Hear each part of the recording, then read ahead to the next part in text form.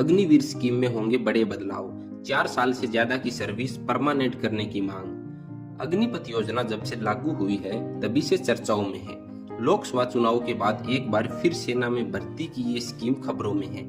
ऐसा पता चला है कि अग्निपथ योजनाओं में कुछ बदलाव पर चर्चा चल रही है। इन बदलावों में अग्निवीरों का ट्रेनिंग पीरियड बढ़ाने और 25% जवानों को परमानेंट करने के नियम भी शामिल है। ये सुझाव सेना की तरफ से किए गए एक इंटरनल सर्वे पर बेस्ड है, जिसमें तीनों सेनाओं से फीडबैक लिया गया था। हालांकि सेना ने आधिकारिक तौर पर अभी तक केंद्र को ये सिफारिशें नहीं भेजी है और इस पर सिक्योरिटी फोर्स अब भी चर्चा कर रही है। एक रिपोर्ट के मुताबिक सेना के भीतर जो चर्चा चल रही है उसमें सबसे बड़ा मुद्दा अग्निवीर सैनिक को परमानेंट करने का है। फिलहाल ये नियम है कि केवल 25% अग्निवीरों को ही आगे सेना में परमानेंट किया जाता है। अब जिस बड़े बदलाव के प्रयास लगाए जा रहे हैं उसमें माना जा रहा है कि इस 25% के आंकड़े को बढ़ाकर 60 से 70% किया जाए। इसके अलावा स्पेशल फोर्स समेत टेक्निकल और एक्सपर्ट सैनिकों को मिलाकर ये 25% हो जाए, यानी ज्यादा अग्निवीरों को परमानेंट किया जाए। एक अधिकारी ने कहा, सशस्त्र बलों में ऐसी क्वालिटी नहीं दिख रही जैसी कि होनी चाहिए, इसलिए रिटेंशन रेट बढ़ाने से इस तरह के नतीजे की उम्मीद है। उन्होंने ये भी कहा कि दूसरी सेनाओं में कम से कम 50% अग्निवीरों को बरकरार रखने यानी परमानेंट करने पर भी चर्चा चल रही है।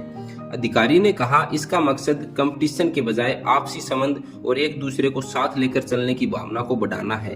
अधिकारी ने कहा, एक साथ लड़ने के लिए अच्छे सौहार्द और रेजिमेंटल भावना वाले सैनिकों को रखना में ही संगठन का बड़ा फायदा है।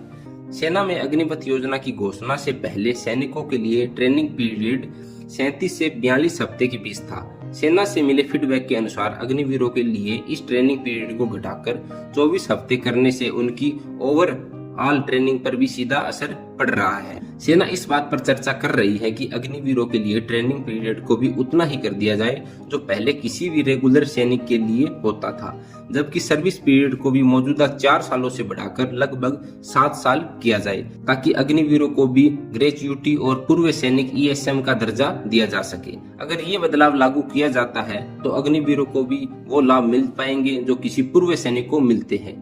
जिन लोगों को परमानेंट किया जाएगा उनके पेंशन कैलकुलेशन में उन 7 साल को भी जोड़ा जाएगा जब उन्होंने अग्निवीर स्कीम के तहत सर्विस दी है।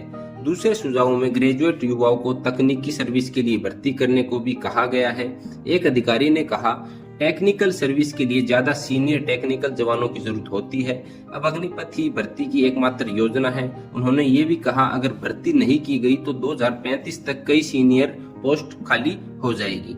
जिन सुझावों पर चर्चा की जा रही है उनमें यह भी शामिल है कि अग्निवीरों की सीनियरिटी को ध्यान में रखा जाए और उन्हें पैरामिलिट्री फोर्स में नए सिरे से भर्ती करने के बजाय उनकी सीनियरिटी के हिसाब से उन्हें सेंट्रल आर्म्ड पुलिस फोर्स यानी CAPF में शामिल किया जाए।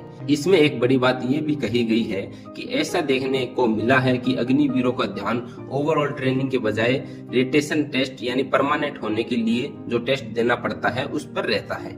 ये भी देखा गया है कि स्कीम के लिए ज्यादा आवेदन शहरी इलाकों से आ रहे हैं। कोविड-19 महामारी के कारण सैन्य भर्ती में 2 साल का गैप आ गया था, जिसके बाद जून 2022 में अग्निपथ योजना लाई गई थी। इसका मकसद 4 साल के लिए तीनों जल, थल और वायु सेना में जवानों की भर्ती करना था।